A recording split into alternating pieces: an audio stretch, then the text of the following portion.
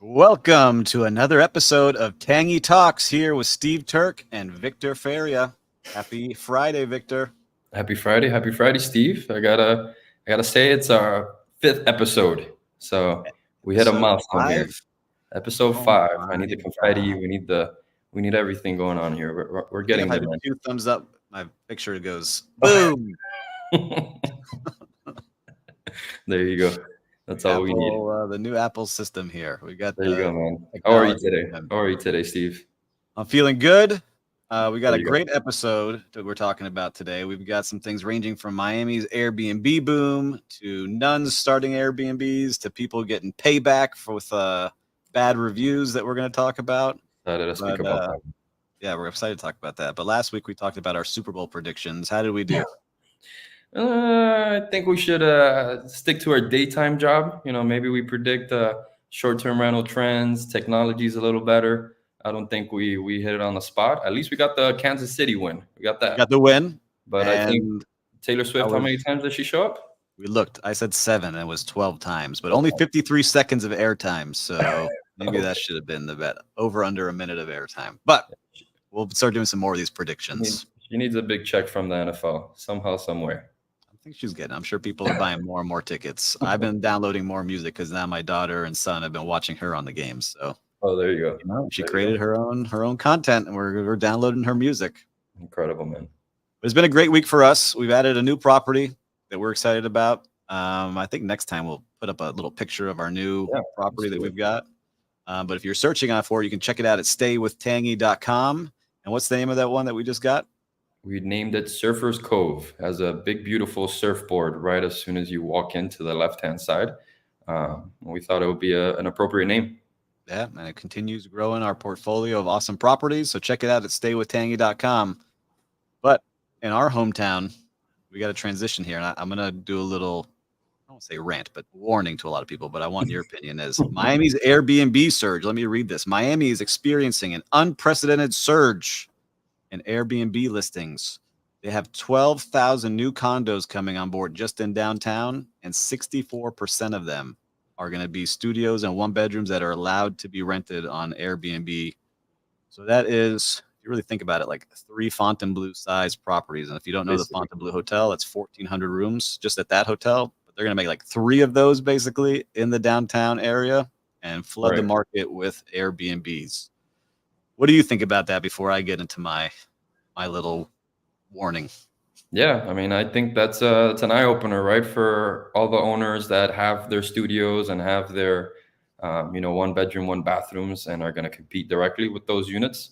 Those investors that are coming in, Latin American investors that are bringing in their money. That's it's going to be a hard competition also with hotels, with local hotels, right? Like what we always say. And I think we talked about it a little bit in our last episode. One bedrooms, one bathrooms compete directly with hotels. Yeah, and these are a lot of studios. But I'm gonna, I usually don't do this, but I want to help people. We're here to help people, Let's do it. and we're gonna give a little bit behind the scenes. I didn't tell Victor I was gonna talk about this, but we've been in a meeting recently with a developer and the realtors that were asking for our help to help manage the building. Right. And part of that was asking us to give them pricing that they could show to potential purchasers or investors in that property. And we gave them the real numbers, what the comp set shows, what the neighborhood shows. It's not a small time developer Right. and realtor program. And we showed them what the numbers would be. And they were not happy with those numbers because they said it wasn't enough for them to show the people who were interested in buying that they could cover their mortgage or cover their investment with Investment, those right. ADRs that we were showing them. That's the average daily rates. So they asked us to increase it. And we said, we can increase it. Our name is on this. We're not going to trick people into buying your properties. And they decided to go with somebody else that would change those numbers for them that were not accurate. So my warning for all of you out there, if you're being sold that this is going to be printing money for you in a studio or one bedroom in these buildings, and it really is an investment for you, do your homework, because there's a lot of good actors out there, but there are unfortunately scumbags out there, and they are in it to make their money. And if you were in this room with us, you would see the exact typical Miami stereotype bro with, the gold chains, gold Rolex, and Ferrari out front that has taken your money doesn't care if you make money after they make the sale. Right. So please do your homework, understand the market. And this is going to be tough for hotels now too. Hotels have to compete with this. And Exactly. so I just want you all to know. You see this article, you're like, wow, that is a lot. Right. Tell your brain, yes, it is a lot. But not everyone is going to be ultra successful. We see it Exactly. properties now in the downtown corridor, some that we're talking to that have had to drop their rates and they can't cover the mortgages and people are missing out on their bank payments. So be smart. That's my warning to all of them out there, right? We Love talk it. about this all the time. Did I I miss love it. anything? Not at all. I think you covered that, perfectly. I think a good kind of practice would also be, if it's too good to be true, send a couple emails, reach out to a couple of management companies, get their opinion on it, see if they could run an analysis for you, and then just compare. That's a lot of investors that buy into these properties that don't necessarily, need for it to make a generous investment on it. But there are some that, like you said, that this is their life savings, and they are going to be, waiting for that extra income, and they'll depend on it basically. So do your homework, and I Yeah, love we've that talked. tip. Do the homework. We've talked to how many people out there that get Oh yeah, themselves stuck in these, and all of a sudden they're like begging for our help. Like there is no way to make more on this. exactly. You can only make it so nice, but there's only so much you can charge on a studio. Like you're not getting $400 a night or $500 a night for your studio when they can walk across the street to the Intercontinental Hotel for 500 and get a suite and get a restaurant and get these things. So, I love that. Thanks for right. sharing, Steve. That's good Yes, insight man. We got to. I had to make sure I see this. I got so angry because I just think about that meeting we were in, right. right? And for listeners, like Victor and I, we were on the Bright Line train of all things, like doing these numbers, and we're like, we talked to ourselves, like before we even submitted them, like this is not making sense. The sales price of these units for a studio is like $700,000, and you can't get that rate to cover your base payment. So I'm Right. passionate about it. If you need a free, not advice, but a free assessment on the property and what it can make, that's something that we do. Most vacation rental companies should offer that. So if they're charging you for that, go find somebody else because that's already a little bit of a shady thing. So make sure you're doing your homework. There you go. That's I all love I it. got. That's all I got on that one. I love it. But the next one's interesting. The next topic that we saw here today is host retaliation. I know a lot of us think about things that we wish we could do to retaliate against guests, even in hotel life, but we never do. It's sometimes just a fantasy in the back of our head. But do you want to talk about this one and what happened? Yeah, I was excited to talk about this. I saw you share this one yesterday, and I was like, okay, this one's going to be a fun topic. It immediately reminded me of my days back in the hotel when we were just always so concerned about privacy of the guest. We had and you know this, Steve, when you were working at the luxury hotels, you had celebrities, CEOs, big names that were coming into the properties and staying with us, and sometimes they had stalkers, sometimes they had people that were trying to approach them, trying to speak with them, calling in the hotel and, trying to trick you and saying, hey, what room is so-and-so staying in? So right away, it gave me that flashback. And I just remembered that part and how important it was for, the guest privacy. I don't necessarily think that was the best way to retaliate. I We think haven't told. We haven't said what happened yeah, yet. We got to tell them. So let's tell us. share Tell let's us what share with happened. them. Let's share with them what happened. All right. So here's what happened. We have an Airbnb host. It's on the New York Post if you want to go see this. Yeah. An Airbnb host did their normal back and forth with the guests, saying how many people are going to be staying, no smoking in the house, no parties. And the person staying there started breaking a lot of the rules, started inviting people over, wasn't following the rules from the owner. And basically, in the end, the host was so upset because he or she got a bad review. Right. They ended up using the Ring camera of that person and found out that he happened to be staying at that home with a lady that wasn't his wife, and sent those photos to his wife and caused a huge issue. And now that guest is suing the host for ruining his marriage, using the Ring cameras out front to basically blackmail him to take down his post or his bad Incredible. review. So bad all the way around for everybody Yeah. involved there, guest and host. But I want to bring this up because we do have hosts that like getting very involved in certain things because they're not trained in hospitality. But also I want to talk about the camera placement. So why don't we start with the very basic? Where do we allow cameras to go and how do we communicate that? Yeah, and to that point, when you were saying what occurred, I mean, two wrongs can't make a right. It's a battle around there, but definitely the cameras is a big issue and a big thing. There are privacy concerns, and Airbnb does send out memos, to ensure that if you do have cameras, first you're sharing where the location is, and then you're also ensuring that they're not in private places and private areas. So we 100% recommend all of our owners to do to have cameras in certain areas, especially in the exterior, and then we make it a big deal to ensure that we're telling our guests and we're writing on our descriptions where the locations of the cameras are. 100%, you don't want cameras inside. I think if I'm staying with my family or with someone, I would definitely not want cameras in private areas, not even in the living room or in the entryway, etc. So keep them outside. Let guests know where the locations are. And yeah, think about your guests and privacy. It's a big deal, especially now in this time, right?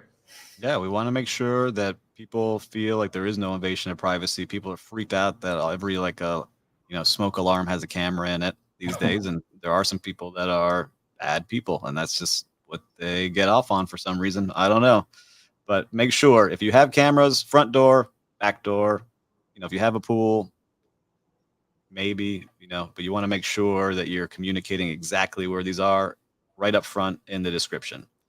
There you go. But look at hosts. If whether you're working with professionals or not, don't take certain things so personal. Yes, we don't want people partying and destroying your properties, but we have some people that we've worked with in the past that are watching every entry camera. They're watching every message that goes back and forth. They'll show up to the properties because they're taking things personal, right? Because someone complained of the cleanliness, right? Yeah, Don't take it personal, guys. It's all part of the hospitality game. We don't want anyone's home get trashed. That's why we have so many rules in place and so many things and check boxes that we do to ensure that we don't have those party homes. exactly. But if you're Exactly. just starting Yeah, out, just know you're going to get complaints. You're going to have yeah, issues. Don't take it to heart. 100%. Yeah, it's an unfortunate part of the business, but it is part of the business. And us as hospitality, I mean, I don't think you'll have a story that surprises you anymore, Steve. I'm sure you've heard it all and seen it all. So to us, that's something very common. To someone like an owner that's just getting into it, this is completely new to them. This is not something that they've dealt with on the day to day. So something like that can, I get it. Can spark an emotion, but keep things cool. Think ahead. Make solutions that basically are best for everyone. And I think you'll do the right choice by doing that. I agree with you. Again, it's just don't take it out on the guests. Don't show up either if you're pissed off. Take a minute. Don't show up angry. And All don't right. send videos and stuff to Yeah, and to don't send retaliate. videos to the people's wives. Okay, let's be safe. Not that me or Victor have to worry about that. We're good dudes, so I'm never worried about that. But for other people out there, don't do it. Anyhow, let's get into the arbitrage business. People see this, especially during the pandemic. I saw Oh, on TikTok so many people claiming to be multimillionaires in Airbnb, and the model of arbitrage. For those that don't know that out there, what is the arbitrage model, Victor? basically, arbitrage is considered when you offer the owner or the landlord of a building or single family home, you offer them rent for that month's worth. So basically, you're offering that full rent to that owner landlord, and then whatever is on top, that's profit to the company. But you do have to pay that monthly fee every month. So I think that's in a nutshell what arbitrage is, right? Yeah, I think that's perfect. And this was something also, I think, on CNBC. This was a big article on CNBC that we saw that investors were misled by not only the arbitrage model, they were investing in a company that, yes, would lease out places, but on top of that, they would go to like a Tangy like us, lease out our listings nightly, and then try to flip them on other places. Crazy. And so they were making money when everything was great. And now they're in a hole and they owe people a lot of money. And it just shows that if it's too good to be true, what happens? It It's not usually true. is. So this guy was going around convincing people because he was like a pyramid scheme, was getting so much money invested, was giving people high returns, Right. then renting out other people's Airbnbs not even just doing leasing of the building and putting on Airbnb, leasing other people's Airbnbs and then flipping them on other like VRBO and Booking and others to try to fill up what he had just leased at low rates.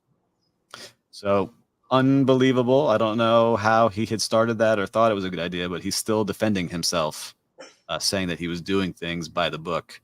But one of the questions we got is Airbnb arbitrage a viable investment strategy, or is it, like we said, too good to be true? What do you think? Yeah, I mean, I think it ties into our first topic, right? A little bit in that sense that just do your due diligence and make sure that you're doing your homework. Arbitrage, there are negatives and there are positives. I think there are positives in the sense if you make sure that the location, right, the location is in the perfect area, that the actual monthly fee can actually your revenue can actually cover that monthly fee. And that you stand out. It's a very unique property. We think that those three together can make for a good arbitrage deal.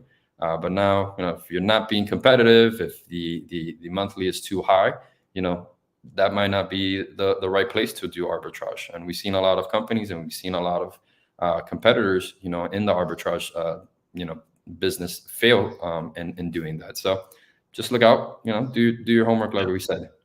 Yeah, and look, most of us trying this, I'd say if you know that neighborhood and you're in that neighborhood, right, go for it. Like that building is always going to generate this amount of money. And worst case, I can long-term rent it and still cover. That's plan B. Then you got a plan B. But there's big companies that have went out of business, and they've talked about it, like Domio that raised hundreds of millions of dollars, like Lyric that got invested into by Airbnb, and there's countless others, Stay Alfred, and there's more to come, unfortunately, that I think are going to be going out of business this year. Front Desk just went out of business this year. All raised big money to be able to do this and crashed and burned. So if they are raising millions and millions of dollars to do this, just know that it's hard to do on scale. But I think you can do it almost like surgically, like this neighborhood, this block, and you can be good. I don't think you can do it across the country, just trying to scale as fast as you can. Sonder that's out there is a publicly traded company. Nothing, it's all public information. It hasn't made profit since they've been open, but they raised so much money that they're able to burn and burn and burn. But at some point that burn rate is going to disappear, and they've transitioned into hotels, right? Because now they know basically that's what it was. So yeah, that's exactly it. Yeah. And I think, another good, as we're talking here and I'm thinking about the subject in itself, there's ways to structure, right? Structure an arbitrage as well. Not necessarily always is paying the full amount. There could be a profit sharing model. I'm thinking to the what 5 we do. The 5 units in Miami Beach that we had the opportunity to do so. And that profit sharing model, can work for the owner, for the landlord at times, and also mutually for the management company. It becomes basically a partnership, right? Yeah, I think it's a good model too for you out there looking for an opportunity that's a little bit more low risk, but still win-win for both. Is you pay a lower monthly rent guaranteed that you still know you can cover, and then the upside is sharing a percentage of the nightly rent. So that's something that we've done, and I think that it works. Especially if you know the neighborhood. Like we knew the block, like we were very specific. So listeners, like we knew the block, we knew the street, we knew what was around it, we knew the competition. Surgical, right? Not just like, oh, we're going to rent out all these buildings. Like we knew what we wanted. So a lot of tips here today. I was going to say, that's a good little nugget right there. A lot of good info. We're giving out all of our top secrets here on Tangy Talk because now we're up to 6 subscribers on YouTube. Shout out to you. We doubled in 1 week. Let's see if we can double next week. There you go. I think with that advice, we'll gain 1 more. Take it. But listen, maybe we'll get some nuns that are our fans because nuns are now getting into Airbnb. And this is something innovative. It's a response to their financial pressures. A group of nuns in Sevilla, Spain, right? Spain, yeah. Have converted part of their historic covenant into Airbnb flats, blending religious life with hospitality. This unique venture not only supports the nuns community, but also offers guests a rare opportunity to experience the heritage and tranquility of covenant life. I'm sold. Book me a room. I'm scared. I feel like I might turn into like a haunted, scary movie or something really nice like Eat, Pray, Love, and you're going and hanging out with the nuns. There you go. Yeah, that's interesting. Quiet time. It says it all, right? I mean, Airbnb's for everyone, and it's a great way of making and generating income when there might not be any. But I think that's really cool. You know, Spain is beautiful, and those churches. If you've never been, definitely check a couple of the churches out, specifically in Sevilla that we've traveled to, and they're beautiful. So I wouldn't mind waking up in a beautiful room to a beautiful church, maybe go to a mass or two, enjoy the company. So I think, hey, I'm all for I it. like it. And so a question coming through here is, what other kind of places do you think would make interesting Airbnbs? What's off the top of your head? Yeah, I mean, we talk about it all the time here in our Tangy talks. It's all about the experience, right? So they're offering an experience. I'm thinking of a lot of castles. Yep. All over Europe, castles would be really interesting. Our We had friends at Storied are doing that. Yep. exactly. We have a lot of themed places, or I think it was like last year that they turned a home in Malibu into a Barbie doll, Yep. theme. So they turned into a luxury basically property into a themed experience. So those are the ones on top of my head I could think of, but there's just so many options, right? So many options. There's so many cool ones. I think I think one that could be a really cool Airbnb, but it's run like a hotel, is the Johnny Versace mansion down Okay, here, right. right? I didn't think about Like that. I think that it could be something. I wish they would let us get in there a little bit, because it's unique things like that. Like Johnny Versace lived here, and if you haven't been there, you can check it out online. He designed it all, and it happens to be open to the public now. Rumors are it might be haunted because he was shot on the front steps, but unique place, right? And you could Very see unique. these things. And in my head, I've been wanting to go to Japan really like badly. This is like on Okay, my list now. very cool. And I feel like I could do this at like one of these like Japanese temples from like the 12th century. That would be super cool experience to I go think to. so. I think so. I mean, yeah, that's great ideas there too. I love the Netflix series of Versace show, so I'm sure there's a lot of fans out there that probably would love that idea, right? Yeah, or maybe it's like the Sopranos kind of thing too, like based off of TV shows. Like there's so many cool things they can do. But shout out to these nuns that are help funding their renovation by renting out some space in their covenant. Pretty cool. I wonder if you get any like things to take home. What the Yeah, amenities are when you arrive. exactly. I don't know. There's some maybe Holy water. A Bible, and some holy water at the entrance check-in. But Shout it's out. cool. It's a cool concept. I think we've even seen it not only in Airbnbs, we've seen it like in restaurants, right? We had not too long ago here in Miami, like a Dolly Parton setup, a little bar that popped up here. Oh, the gold. It was the Golden Girls. The Golden Girls. I'm sorry, Golden Girls, and I think it's doing well. And it's like a little kind of dive bar with all the setup for Yep. all the Golden Girls fans out there. I'm sure it's really cool to check out. I haven't been. Yeah, people want experiences, and now the new Malibu Barbie one just popped up in Wynwood. So everyone wants something unique, but this was something that popped out at us as being unique. So we covered some great things, but let's talk about a little bit of operation going on. And Let's do it. so, we are adding properties as fast as we can, the right properties, and we're hiring the right way. I think something that comes up here a lot is how to hire as you're growing here, because at some point you had to start hiring because Victor was a one-man show before we teamed back up. How did you start to decide when it was time to hire somebody? Yeah, we had to get strategic, and we had to get into the numbers. I think so. What do we say, Steve? It was seven per 7 units. Per every 7 units, we need one housekeeper. Yeah, and our Um, units are different sizes, so it's not like correct. just like a straight hotel room. But for us, it's homes that are all spread out. Yeah, so we got that formula. We know what we need, to be able to cover our operations as far as the cleaning part. Now, when it comes to the maintenance and the management and the supervisor, roles, that's really important. I'm a firm believer that people who you have and you hire most of the times do things better than you.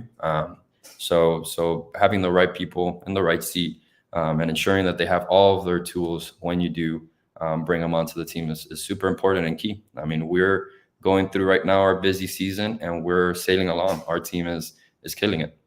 Yep, and we've invested with the right people in the right seats, like we always say. And for someone starting out, because this question, hits home, you may have to take yourself a little bit of a pay cut to invest in your company. You have to decide what kind of company you want to have. And so maybe it's just good. You want to have 7 homes and you manage it yourself and run around all day? Or do you take a little bit of a pay cut, invest that into a great assistant, handyman, virtual assistant, housekeeper, so that you can have some more free time to grow the company? So that's the advice I like to give people, is decide what kind of business you want to have, because it's all different for everybody, right? Exactly.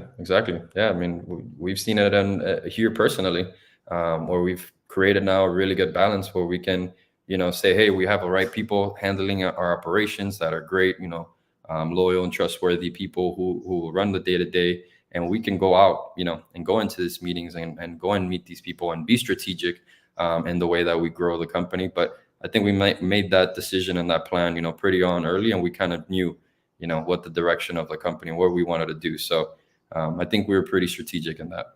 We're very strategic. And I'll tell you, if you're also looking to hire somebody, be strategic in the questions you ask. We always talk about this.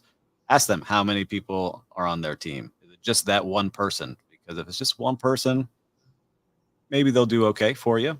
But you need a lot of hands to really do hospitality at this level the right way. Yeah, and you, Steve. I mean, you've hired and interviewed countless of people. I mean, you know how important that role is. Are there like specific questions that you'd like to ask or you want to ask them? If I'm hiring on our team, Right. if I'm hiring for our team, yes, the first thing I need to see before I even ask any questions is, did they show up on time? Right, that's like my number one thing. And when I say on time, do they show up 5 minutes early? I'm one of those people. And are they smiling when they introduce themselves?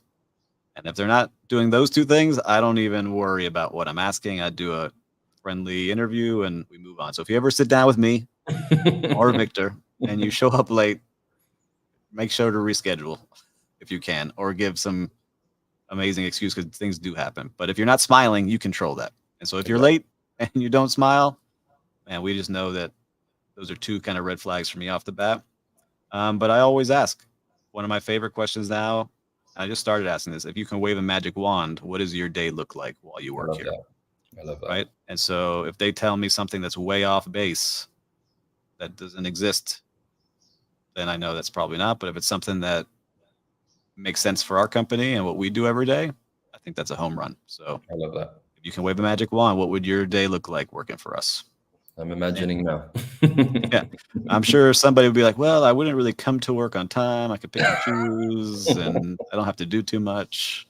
X, right there, right then and there. See, we're giving our secrets. So if you're interviewing with us, we are hiring for housekeepers right now. Just make sure to be on time, smile, and we'll take care of the rest there. But that was a good question. And the other thing too, man, we didn't really talk about this. It's not a big deal for many, but for us, I'm proud that we have our first work van that's getting wrapped into our marketing and logo. So you might see our Tangy van rolling around the streets. So if you see it, make sure to take a picture and hashtag it, Tangy van. There you go. Should add a little 1-800 how am I driving also to let us know.